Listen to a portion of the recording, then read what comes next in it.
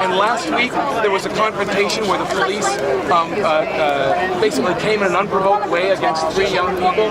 And in that video, which is on YouTube, you can find it, one of the cops said, "Billy Club against your head." And they pointed at each one of those 3 young people. The police have been preparing for this mentally, physically, emotionally, preparing to beat us up for a year. But Joe, there were... The police demonstration yesterday is the same as the force that the United States demonstrates around the world. It is symbolically, obviously, and thank God they haven't actually killed anyone, but and they haven't brought any drones against us. But yes, this is the violence that NATO is, that NATO brings with them.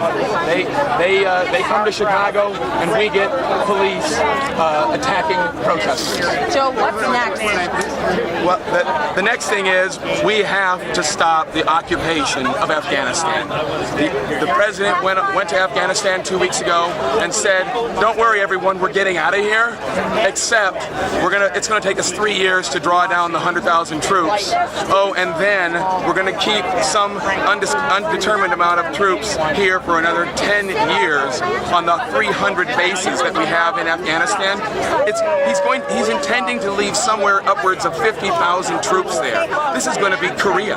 We're going to have troops there for another decade. That is an occupation. So what's your plan? What's CANG8's plan, Occupy Chicago's plan for next? Well, I think what you saw yesterday was a re-emergence of the anti-war movement. Not only was this a local demonstration, this was mostly people with a 606 zip code, but we had people from all over the country and around the world, and I think this is going to result in a new wave of anti-war protests. But the best thing of all is the young people. Last in March, when President Obama announced that he was moving the G8 out of here because it would have been too embarrassing to have Putin standing in line at the Continental Breakfast with members of NATO, that would have been really uncomfortable. I mean, you can imagine NATO is threatening Russia, and you have to stand in line with someone getting your watermelon. So anyway, when Obama moved the G8 out of Chicago, the Occupy had a Midwest regional conference in St. Louis, and at that conference, they had 20 other occupations from around the Midwest. And the people from outside of Chicago said, well, since the G8 isn't going to be here, we're not coming. And the young people from Chicago said, no, don't you get it? NATO is the military wing of the G8. They're the muscle of the international 1%. You have to come to Chicago. We have just educated an entire generation of the movement. They understand you can't just fight for your interests and your economic needs. We live in an empire. We oppress people. The United States government oppresses people all over the globe. And those people hate our government for that. And we have a responsibility, those of us who live here, to take a stand against that. And we have successfully. When I saw that, it was actually reported in one of our daily newspapers here, when I saw that the young people had come to that conclusion, I said to my wife, our work here is done. We don't even have to have this march. The young people are aware. The anti-war movement is going to go forward. We're going to end the occupation of Afghanistan. Do you think Chicago has become an icon in the movement against the system? Absolutely. When President Obama and Rahm Emanuel invited NATO and the G8 here, they did it before Tahrir Square. They did it before Madison, Wisconsin. They did it before Occupy Wall Street. And now Chicago has once again added our name to that pantheon of cities. When you say the name of Chicago, everyone is going to say, oh, that's where the protest against NATO took place. Absolutely. Joe Iosbaker. Joe-Iosbaker. Joe, there were black bloc members, a few, swinging sticks at police officers, pushing up against police officers, throwing rocks, throwing bombs. Are you condoning that? It seems like you guys are ignoring the fact that there are people participating in violence on the protest side. We held a family-friendly protest. At the end of it, whatever provocation took place, the response by the police was outrageous. Period. The indiscriminate beating with the nightsticks, targeting of the the blue wall that he said would not push against a line did. Exactly. He promised, McCarthy promised this wouldn't happen, and they didn't act out of control. He ordered them to start swinging. McCarthy did. I also saw, don't interview me, but I saw the police there on the Parkway gave a direct order to someone who looked like a demonstrator and said, go back into that, area. Yeah. I mean, Where the confrontation was? Yes, exactly. Tell them don't interview you if you're talking. Right. It's okay, you can interview me. But I'm just saying that but I actually saw this. I was trying to rescue myself. You know that Parkway where the trees are and all. A guy who looked like a demonstrator, late 20s, long hair. He wasn't masked. He went up. The police said, "I want you to go back in here." And he went in where the demonstrators were, where they were attacking him. And your name is? Elsa Rosbach. I'm a U.S. citizen living in Elsa? Rosbach.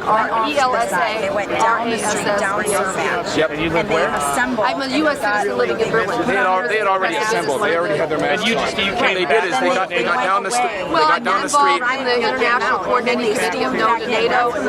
They came back in. That wasn't storming. They came back in because they ran into that wall of riot cops. I don't think the Black Lives That's why they came But I back. saw this one. And they were chanting, NATO is East. Yeah, it was right there. By the way, I talked to as many of them as I could, and I said, just wait until the vets are done. And they did. I witnessed him yesterday, and by the way, I was there when you were trying to keep the peace amongst the protesters and the police. He was really on point. I mean, he was doing what he could to prevent violence from occurring. I was trying to get people away from there because I've lived in Chicago for 25 years. The first year I moved into Chicago, there was an incident in my apartment, and a cop pulled up in front of the place and jumped out and immediately unholstered his pistol and held it at arm's length and pointed it in my face. The CPD is trained to treat civilians like this, but they don't attack without command. They're very disciplined. Very disciplined. They attacked under McCarthy's command. I would put money on it.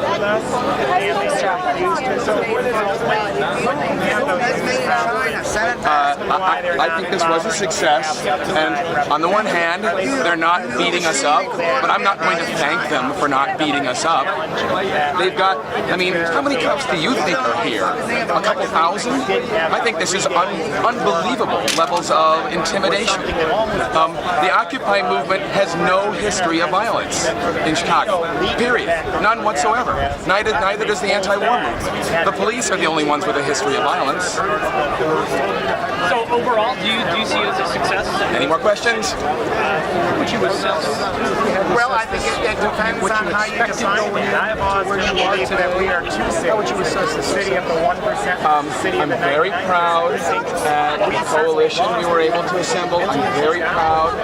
You know, last summer when we started the coalition, I actually spoke at the founding meeting, and I said, when the people of Chicago realize who NATO is and what the G8 is, I said they would march in their tens of thousands against these people, because the G8, the bankers of the world, I mean, we all know the financial crisis was caused by the bankers. And then the generals, not just the Pentagon, but all the generals were coming here for a meeting. And you know, I live in my neighborhood, Logan Square. I mean, there are kids who died every month in Afghanistan. So when people realize who these people are, I said there would be a giant march of tens of thousands of people, and it happened. Do you have an estimate on how many people We have a count. We have 15,000 people. 15,000 people. Joe Lombardo from the United National Anti-War Committee coalition stepped out of line at the front of the line at the intersection of Michigan and Roosevelt Road and counted noses for the next 30 minutes. 15,000 people. I was there yesterday, and I thought roughly it had to be at least 10,000, 10 to 15,000. So thank you for that You bet. confirmation. You bet.